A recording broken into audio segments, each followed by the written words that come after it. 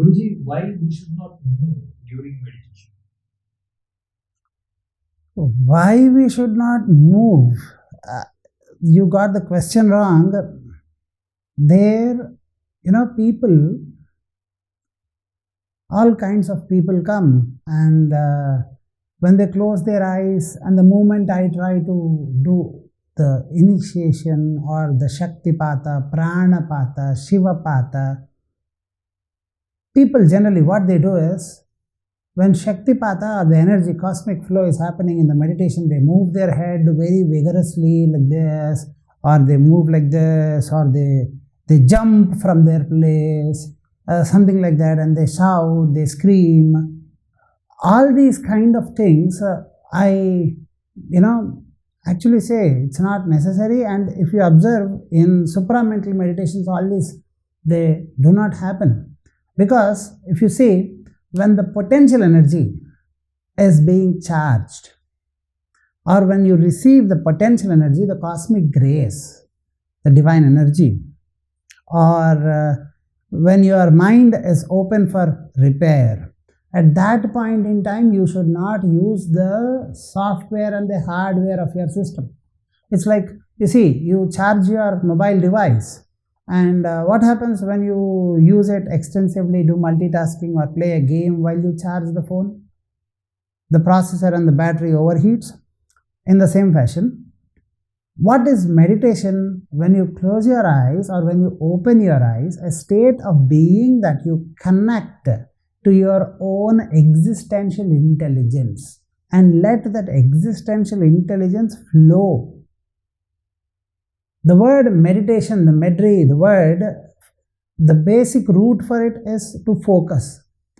So when you are focusing on your own infinite potential, and that infinite potential is flowing to your conscious and subconscious system, that is the time you need to be absolutely aware and just be, not again do.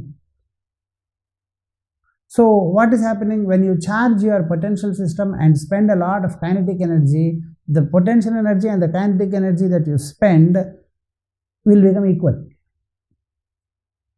So there has to be an absolute awareness. Meditation should foster awareness. Meditation should not foster erratic movements.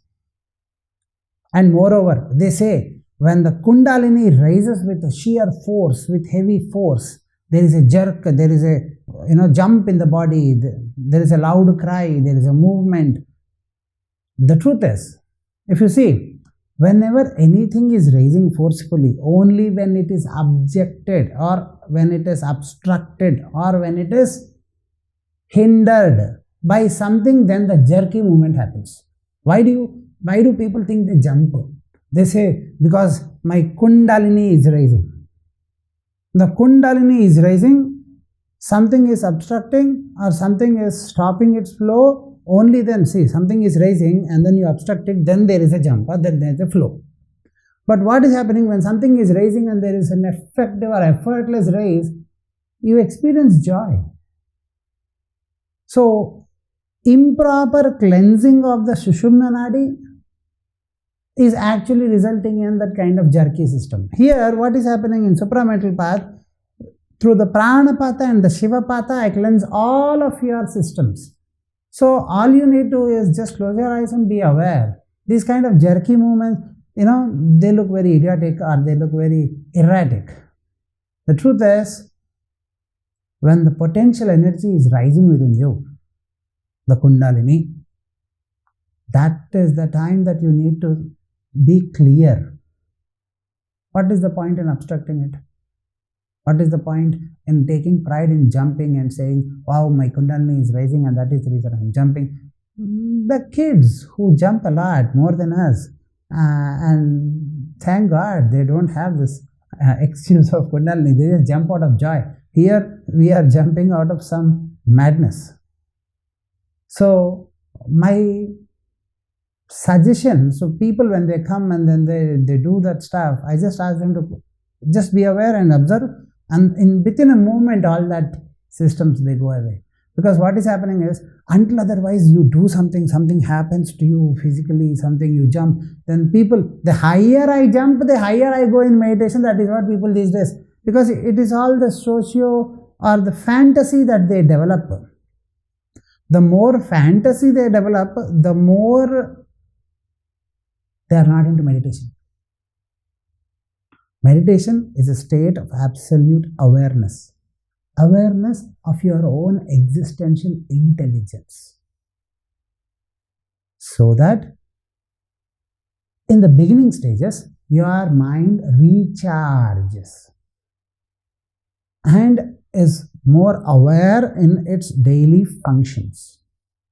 In the advanced stages, when you are absolutely aware of your inner self, then that existential intelligence effortlessly flows through all the faculties of your mind.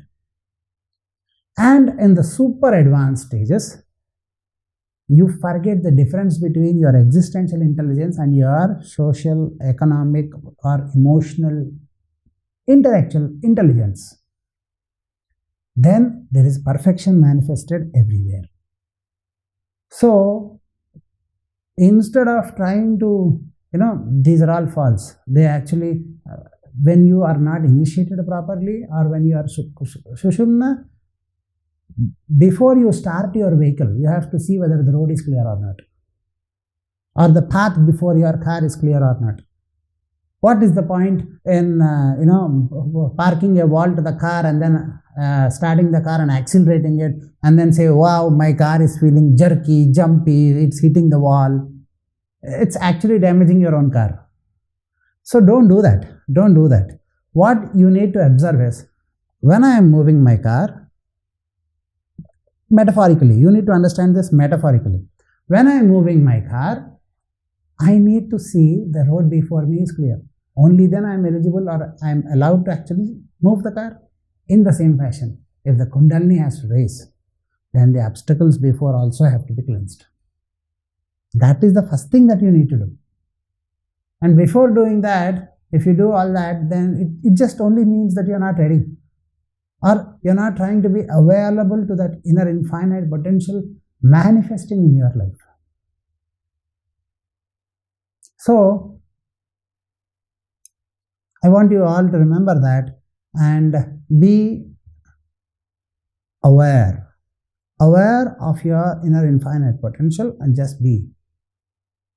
And let the magic happen.